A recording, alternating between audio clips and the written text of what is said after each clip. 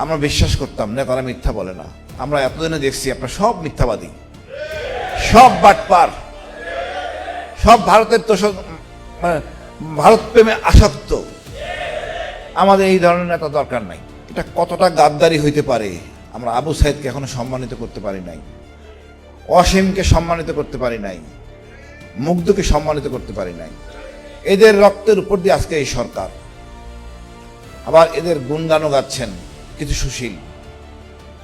আমি জানি না ওনারা এই বিপ্লবের শক্তিটা ধারণ করতে পারেন নাই, তাই এক একজন এক এক কথা এক একবার বলেন। শ্রীলঙ্কা থেকে বলেন উনি সব পরিচালনা করছেন, আরেকজন বলেন আমেরিকার রাষ্ট্রদূত উনি নাকি পরিচালনা করছেন। আমি নিজ চোখে দেখছি এটা সব ছাত্রদের, আর মূল পরিকল্পনাকারী ছিলেন মহান আল্লাহ তাআলা। এটা একটা বিশাল বিজয়, পৃথিবীর ইতিহাসে মানে বিরল। অস্ত্র ছাড়া বিজয়, অস্ত্র ছাড়া বিজয়, হেলিকপ্টারের বিরুদ্ধে, ট্যাঙ্কের বিরুদ্ধে, স্নাইপার রাইফেলের বিরুদ্ধে। আমরা পরীক্ষা দিয়ে সাহসী জাতিতে উপতীর্ণ হয়েছি। এটা যেমন ভারত চায় না, আমাদের সুশীলরাও চায় না। আমাদের দীর্ঘদিন স্বাধীনতার পরের থেকে আমাকে বোঝানো হয়েছে ভারত বিশাল শক্তি, কিন্তু আমরা তা প্রমাণ করছি আমরা আসলে শক্তিশালী জাতি। আমি জানি না বিএনপির সমস্যাটা কোথায়। আমি আমাদের প্রধানমন্ত্রীর কোনো সমস্যা দেখতেছি না। সমস্যা হলো ওনার আশেপাশে উচ্ছিষ্ট লোকগুলি। এই লোকগুলি বিএনপির শত্রু। আজকে জামাতে ইসলামী, বিএনপি দুটাই মজলুম। কোনো রকম বাধা ছাড়া আমরা উন্নতির চরম শিখরে যেতে পারি। দেখেন এই লোকগুলি ব্যাংক নিয়ে কি আবল তাবল কাজ করছে। এরা ছিল ঋণ খেলাপি, বানাইছে ঋণগ্রস্ত, মানে জাকাতের টাকা তারা দেন, ঋণগ্রস্তকে তো জাকাতের একটা ফয়সালা আছে, সেটা এইটাও খাবে। লজ্জা লাগে না? কার টাকা খাচ্ছে? সাধারণ জনগণের টাকা। ৭১ বলেন, এই ২৪ বলেন, আমজনতা আমরা সবাই মাঠে ছিলাম, আর উপভোগ করতেছেন এই উচ্ছিষ্ট লোকগুলি, যারা কোনো অবদান আছে বলে মনে করি না। আমার আস্থা তারেক জিয়ার প্রতি। উনি একটা গর্বিত পিতার সন্তান, গর্বিত মায়ের সন্তান। ওনার স্ত্রী একজন গর্ভবতী সেনা নৌবাহিনীর প্রধানের সন্তান। আমি ওনাদের কাছে অনেক প্রত্যাশা, ইনশাল্লাহ কাঙ্ক্ষিত লক্ষ্যে পৌঁছবো। বাট উচ্ছিষ্টকে সরান। এরা আবল তাবল বলতেছে। এই শিক্ষামন্ত্রী, ওনার ছেলে মেয়ে বিদেশে, কি আবল তাবল বলে আমি জানি না। একটা নারীর যদি কোমর পর্যন্ত ভিজে যায়, সে পরীক্ষা দেয় কিভাবে? তার মা যাবে, বাবা যায় সাথে আজকালকার দিনে। উনি সেই পুরানো আমলের কনসেপ্ট নিয়ে বসে আছেন। আর ক্ষমা চাইতে অসুবিধা কোথায়? ক্ষমাতে আপনি বড় হন, ছোট হন না। এই ইগো থেকে বেরিয়ে আসেন। আজকে ছাত্র সে আগের দিনে ছাত্র নাই। এটা চরম শক্তি, জেনারেশন, নতুন প্রজন্ম। এদেরকে আপনি আবল তাবল কথা বলে হবে না। আগে আমরা বহু কিছু বলছেন, ৭১ আগেই আমরা বিশ্বাস করতাম না তারা মিথ্যা বলে না। আমরা এতদিনে দেখছি আপনারা সব মিথ্যাবাদী, সব বাটপার, সব ভারতের তোষক, মানে ভারত প্রেমে আসক্ত। আমাদের এই ধরনের নেতা দরকার নাই। আপনারা আমাদের টাকায় চিকিৎসা নেন বিদেশে, আর জনগণ চিকিৎসা পায় না।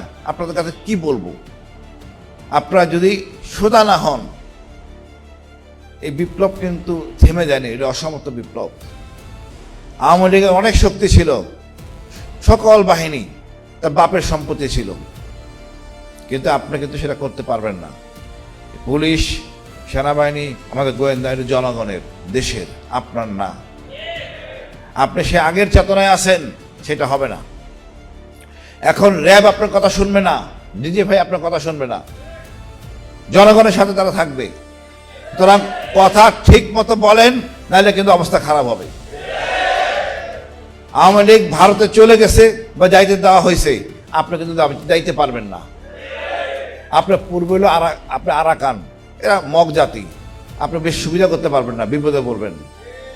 একমাত্র পথ খোলা বঙ্গোপসাগর, এইখানে আপনার সাঁতার শিখতে হবে। আমি বলবো আবল তাবল বলার আগে সাঁতার শিখেন।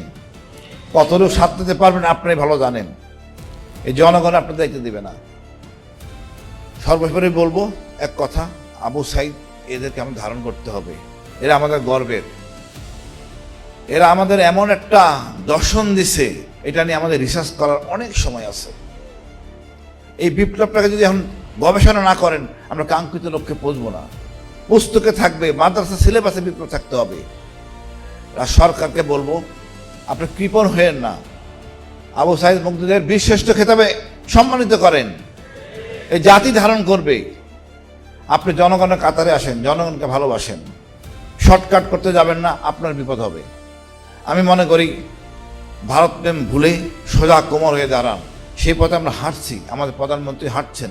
আমি খুব সাধুবাদ জানাই।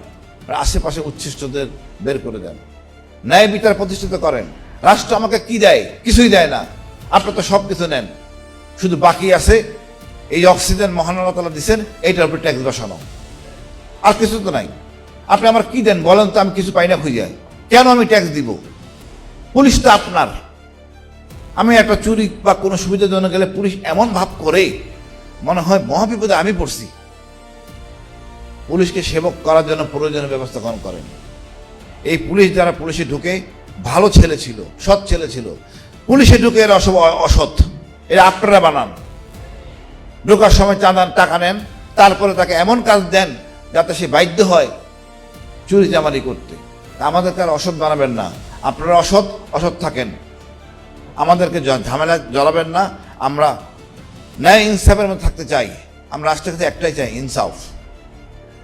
আর ভারতের আধিপত্য মুক্ত বাংলাদেশ। আমাদের যা আছে তা নিয়ে চলবো। সেনাবাহিনীকে শক্তিশালী করব, সমাজ জুড়ে সামরিক প্রশিক্ষণ বাধ্যতামূলক। রাজনীতিবিদরা অনেক কিছু জানেন না, কোনো একাডেমি নাই। আমাদের অনেক পড়াশোনা আছে, সবার আছে, একমাত্র রাজনীতিবিদদের নাই। জনগণের ভোট নিয়ে সরাসরি সংসদে চলে যায়, কি বলে ওনারা নিজেরা বোঝেন না। আপনার দেশপ্রেম সৃষ্টি করতে হবে, আপনার অর্থনীতি বুঝতে হবে, জিও পলিটিক্স বুঝতে হবে। কোনো একাডেমি নাই, এটা একমাত্র বাংলাদেশ। প্লিজ আপনার রাজনীতিবিদদের একটা শিক্ষার আয়তে আনেন।